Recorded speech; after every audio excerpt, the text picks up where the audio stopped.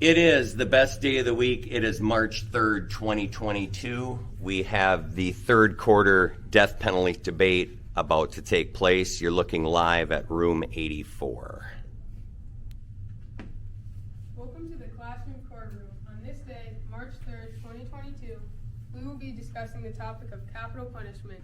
Each side will be asked to support their side of the issue with the amount of time given. Members of the jury, your job today is to decide if you are for or against capital punishment.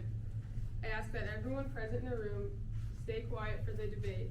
If you cannot do this, you will be removed from the room immediately. After both sides present their arguments, the jury will come to a final decision. Decide for capital punishment. You have 1 minute for your opening statement. Decide for capital punishment will now have 2 minutes to say why they disagree with the other side. So we disagree with people that are against capital punishment for quite a few reasons. One of them being that it's more expensive to keep somebody alive while they're in prison versus to put them on death row and have them killed. And we found that it was $45,000 a year to keep them alive, and the average life expectancy for somebody in prison is 55 years. And we found that the average age for when they would enter into prison was about 30 or 32. So that creates about 25 years of paying $45,000 each year just to keep that person alive. Another big reason that we chose was that it helps give family closure, because, you know, if you have one of your family members killed and this was a planned thing, it would be so hard to have to know that person could still be living. They'd still, like, they might still do something. And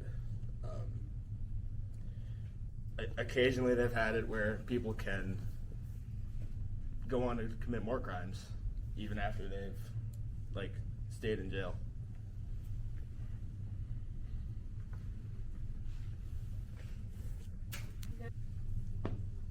Now the side against capital punishment will have 2 minutes to say why they disagree with the other side. No, you were talking about the cost of keeping someone in prison, but I don't understand why we're talking about the cost when it's somebody's life. Because I feel like that person living is more important than just, it's a lot of money, but that person continuing to live I feel like is more important. And then you said it brings the family closure. This is a statement from somebody whose mother-in-law was murdered. She said, "Revenge is not the answer. The answer lies in reducing violence, not causing more death." You also said people can go and commit more crimes, but it's proven that states without the death penalty have a lower crime rate than states with the death penalty. I also like how you brought up closure, because, I mean, this is just a personal thing, but when I think about closure is not death to me. I think knowing that they're in prison and they're going to have to deal with the guilt of the fact that they killed somebody in my family is a lot better to me than them dying as well.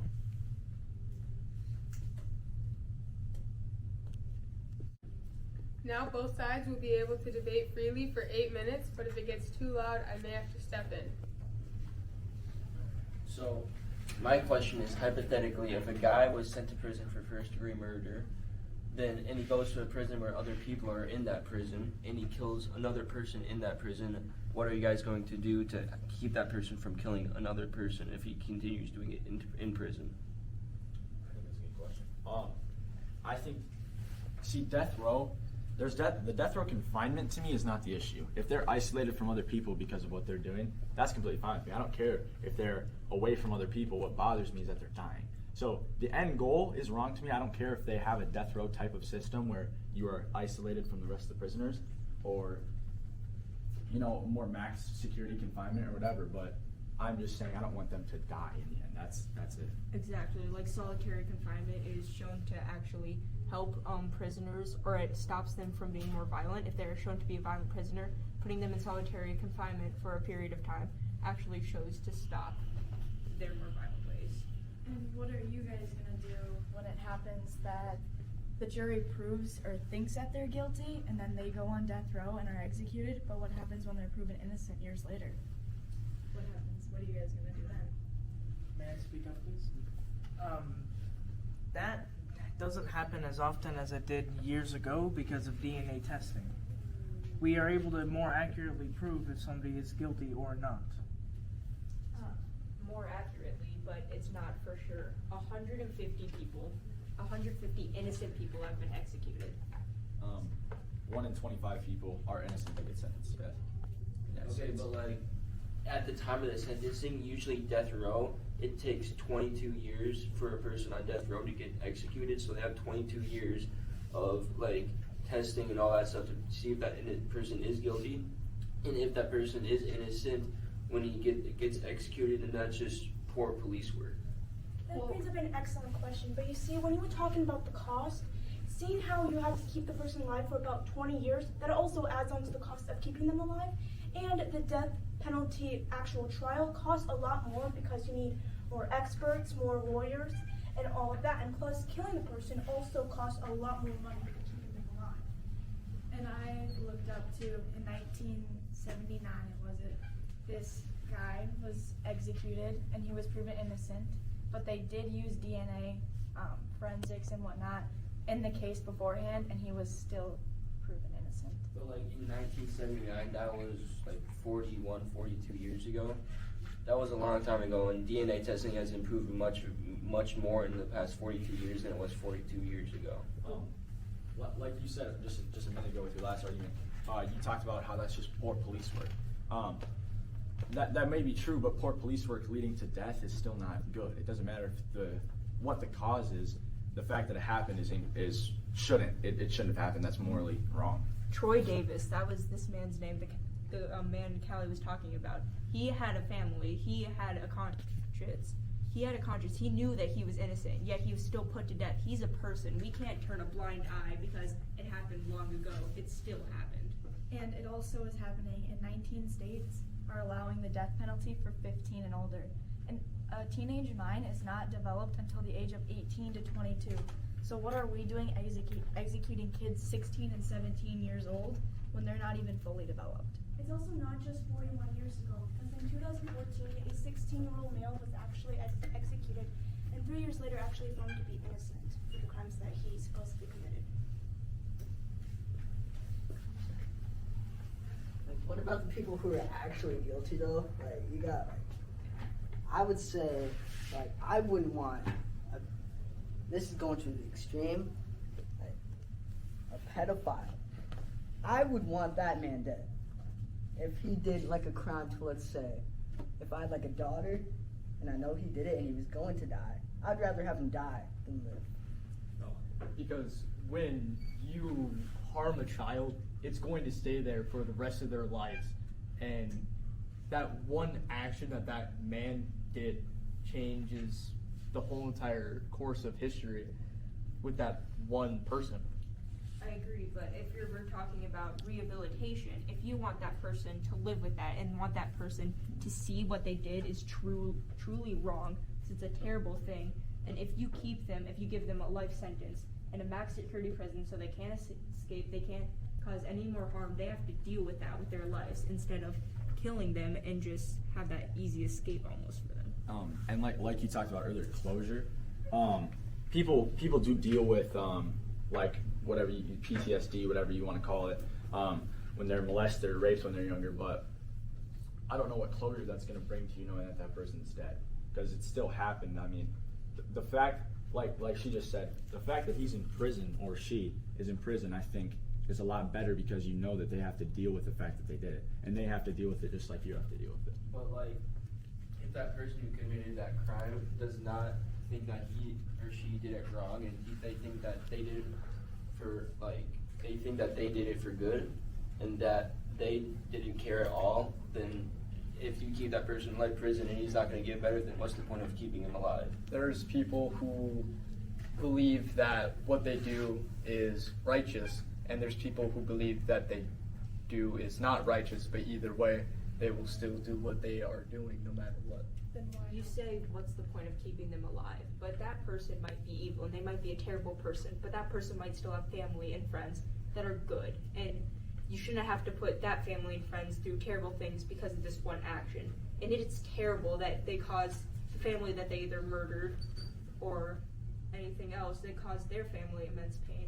But if you know that they're locked up and they're never going to get out, then that brings closure. Plus, it brings the murderer or criminal's family just a better feeling because their child, it might even be, is not dead. And so like you talked about, like some people think or don't understand that what they're doing is wrong. Those people are sick, like mentally ill. Those people are not okay. So think about it as an actual sickness like cancer.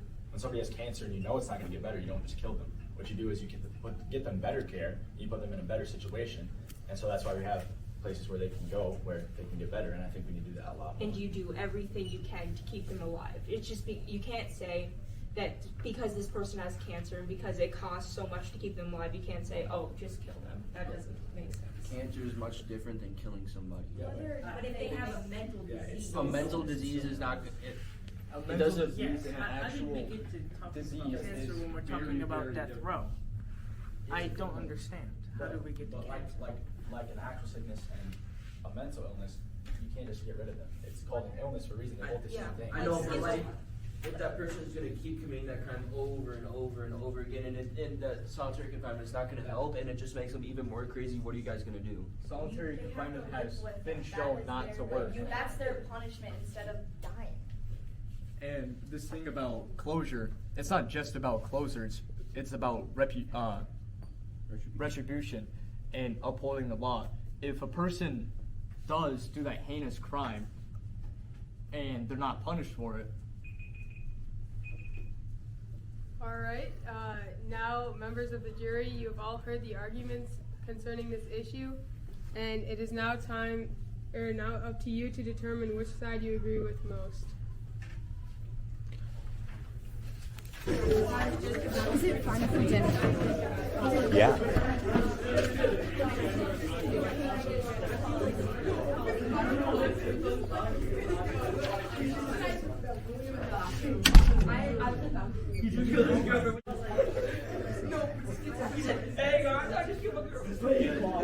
I just murdered my girlfriend with a hatchet.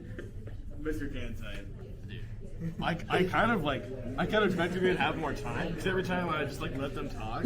But we had a really good point. William Kemmler. He was the first guy to go on death row, Yeah, because he was drunk. and he killed his girlfriend with a.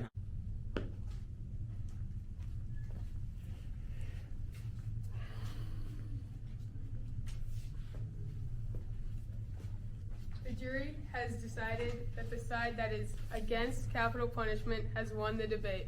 The court is now over. Let's go. That was the hardest decision ever. The death penalty does not reduce crime rates, and it's always not accurate. People have been killed and then years later proven innocent. Nobody should have to die. Capital punishment is cruel and unusual, and it should be illegal for so many reasons. We shouldn't be using something that kills a person. The only person that has a right to kill people is our higher up. First of all 8 of you people on the jury are beautiful. And second of all, though, just one thing: killing people is wrong, and that's the end of the story. So. I feel like we could have debated for 20 minutes more and it would have been the same thing. Just, I feel like our side just was more prepared and just had a level head. That just, people are people, no matter what they've done in the past. I thought that the debate was a very fun activity to figure out and learn some life skills, but I think the world isn't going by the motto an eye for an eye or an arm for a leg. If you do something bad, you shouldn't have to die for your crimes. I think that both sides did a pretty good job, but overall, I think for the jury it was a very, very easy choice on who won. Yeah. I believe that this court hearing should be appealed. I believe the jury should have had more time to go hear out what we said, and they used very dirty tactics to go and prevent us speaking our point.